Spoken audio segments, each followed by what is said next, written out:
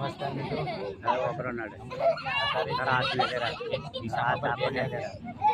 વિસાની અંદર એક રામાપીરના ભક્ત છે.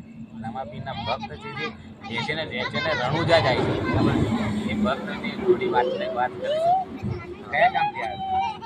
અમને ગોગંબાથી, પંચમહાલ જિલ્લો ગોગંબા નવા ગામ પાસે અમે ભૂટાન યાત્રા કરી.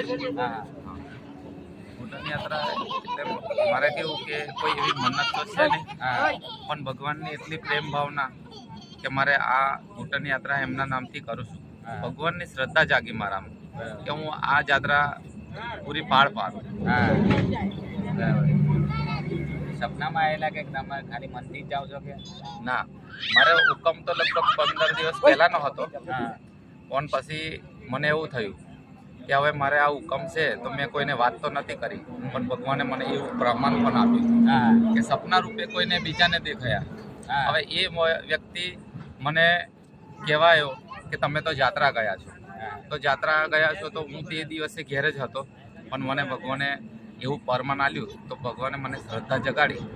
તો મારે એ પરમાનનો છેલ્લો દિવસ 17 તારીખ હતી. તો 17 તારીખે મને એમ થયું કે મારા ભગવાને આટલું પરમાન આપ્યું તો મારે એ પરમાનની યાત્રા મારે પૂરી કરવી પડે. એટલે 17 તારીખને દિવસ હું આ ભૂટાન યાત્રા મેં ચાલુ કરી. આજે મારો 11મો દિવસ. 11મો દિવસ. હા, તો કેટલા દિવસ લાગી શકે છે તમારે રણુજા પહોંચતા? લાગે તો ભગવાને તો મને કીધું કે તું દિવાળી નજીક પહોંચી જઈશ, હા. પણ જો એમની શ્રદ્ધા વિશ્વાસથી હું મારે જો આગળ વધી શકું તો ભગવાન મને દિવાળી પહેલાં પણ પહોંચાડી શકે. એક દિવસની અંદર કેટલા કિલોમીટર તમે?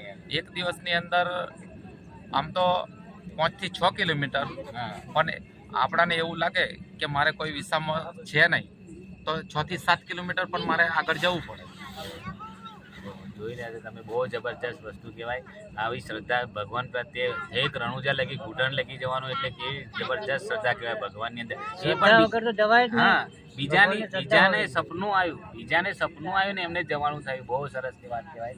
બહુ ધન્ય છે તમારી ભક્તિને. બહુ મસ્ત મજા આવી તમારી જોડે વાત કરીને. ધન્યવાદ.